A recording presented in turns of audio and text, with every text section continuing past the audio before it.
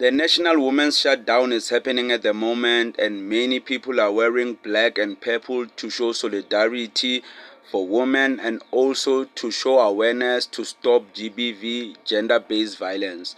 And this is a good movement. I know there are some men who are opposed to this movement and also opposed to women empowerment, because some men that I know personally, they are of the view that women are being given too many rights. There are too many women that are forward, that are progressing way quicker than men, and men are being ignored, especially in the workplace, in the office. Women are given preferential treatment, right? They treat them much better than men. And I think as men, we should have that thing that, okay, we said we are men, we are strong, so why are we opposed to empowering women? If we are so strong as men, we shouldn't be intimidated by empowering women. We should empower them and surpass them at the same time, right? Because we are men, we are strong. So excuse me. So such movements are really strong. They're empowering women, because I do believe a nation is strong if both men and women are seen as equals. Even though we'll have different roles in relationships, because nowadays gender roles are not really spoken outright. We don't have standard gender roles. It's up to couples if whether you are going to follow all gender roles. So the modern way of doing things, sharing duties.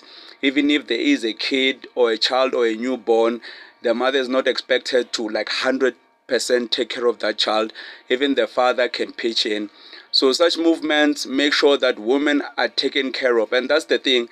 As men, these movements, we should be pushing them forward, because in a way, this is chivalry, right? We are actually being men, treating women better, putting them on the forefront, highlighting their grievances, and not become offended every time women complain about GBV.